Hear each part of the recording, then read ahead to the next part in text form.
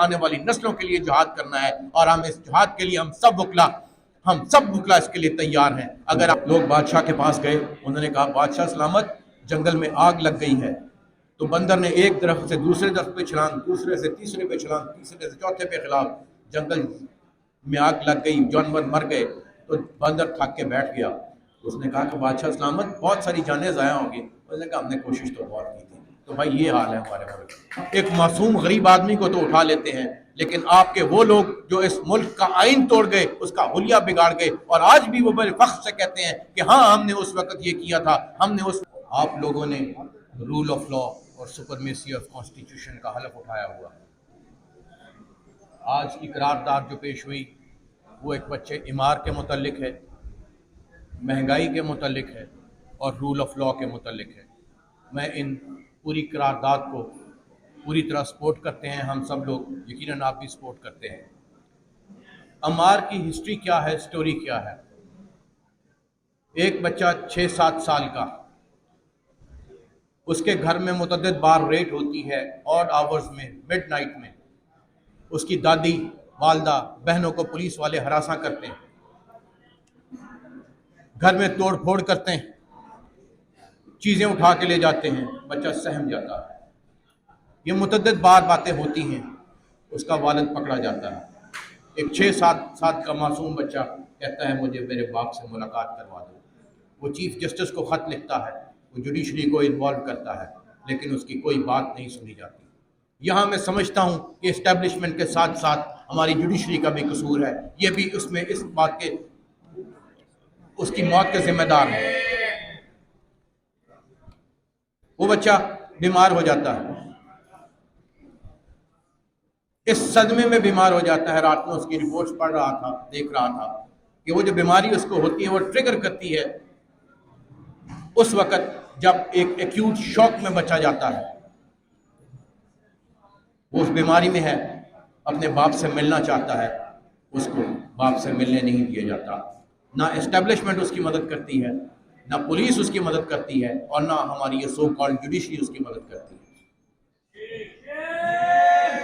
वो बच्चा फौत हो जाता है, शहीद हो जाता है। उसके जनाजे के लिए चीफ सेक्रेटरी को दरख्वास्त दी जाती है, और यहाँ मुनाफिकत की इंतहा देखिए। वो जो लोग कहते हैं कि हमारा पॉलिटिकल से कोई ताल्लुक नहीं है, हम पॉलिटिकल इन्वॉल्वमेंट नहीं करते, उनको चीफ सेक्रेटरी लेटर लिखता है, बाकायदा लेटर डायरी डिस्पैच करके लिखता है कि जनाब ये सानिया हो गया है, उनकी दरख्वास्त आई है, तो क्या आप हमें अलाउ करते हैं कि उसके वालिद को हम उसके जनाजे में जाने की इजाज़त दें? वहाँ से इजाज़त मिलती है तो फिर वो उसके जनाजे पे सिर्फ जनाजा पढ़ के दफनाने की भी इजाज़त दी जाती है, उसको वापस ले जाते हैं। ये है जुल्म की इंतहा। कॉन्स्टिट्यूशन हमारा ये कहता है कि हमने आइन के तहफ़्फ़ुज़ की कसम खाई है, और आइन ये कहता है कि हमारे इस्टेब्लिशमेंट और बाकी इदारे पॉलिटिक्स में मुदाखलत नहीं करेंगे। लेकिन ये हर चीज़ में मुदाखलत करते हैं और मुनाफिकत करते हैं और कहते हैं हम तो न्यूट्रल हैं, हमने तो कोई चीज़ नहीं की।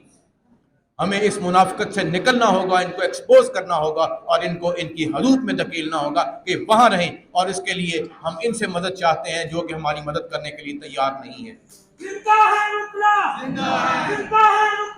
कॉन्स्टिट्यूशन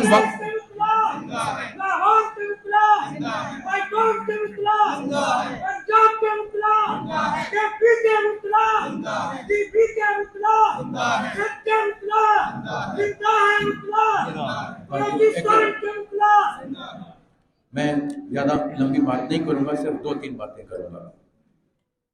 पिछले दिनों मैं अखबार नवीसों की बात सुन रहा था। एक बड़े सीनियर अखबार नवीस ने कहा कि 25-30 अखबार नवीसों को एक जनरल साहब ने बुलाया और कहा कि हमने कश्मीर का सौदा इसलिए किया है कि हमारे टैंकों में डालने के लिए पेट्रोल नहीं है, हमारे टैंक चलने के काबिल नहीं है, हमारी मिलिट्री चलने के काबिल नहीं है।